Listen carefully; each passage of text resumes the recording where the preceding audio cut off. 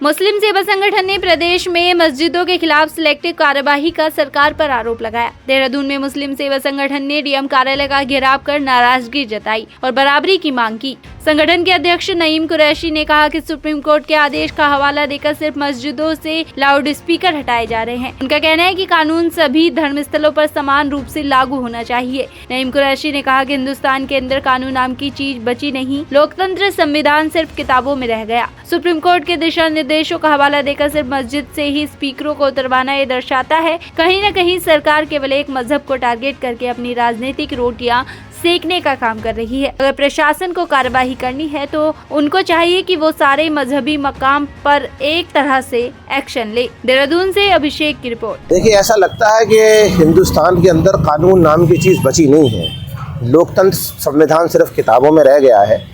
Supreme court के दिशा निर्देशों का हवाला देकर सिर्फ मस्जिद से ही स्पीकरों को उतरवाना ये दर्शाता है कहीं ना कहीं सरकार केवल एक मजहब को टारगेट करके अपनी राजनीतिक रोटियां सेकने का काम कर रही है।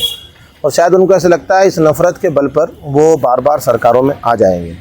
मैं कहना चाहता हूं कि हिंदुस्तान में आज भी ऐसे लोग मौजूद हैं जो इस संविधान को अपने सर माथों पर रखते हैं। जब हमको संविधान ने इसकी इजाज़त दी है कि मस्जिदों में नमाज भी होगी और अजान भी होगी, अगर किसी तरह के सुप्रीम कोर्ट के दिशा निर्देशों का अनुपालन नहीं हो पा रहा है तो ऐसा नहीं है वो केवल मस्जिदों से नहीं हो रहा है। अगर प्रशासन को, पुलिस को कार्रवाई करनी है तो उनको ये चाहिए कि वो सारे मजहबी मकाम पर एक तरह से एक्शन लिए। एक तरफा एक्शन तो नहीं चलेगा।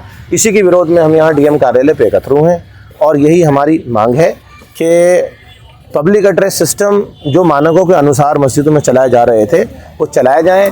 और अगर सरकार, पुलिस ऐसे दमन की नीति करेगी तो फिर आंदोलन होगा और बहुत बड़ा आंदोलन होगा।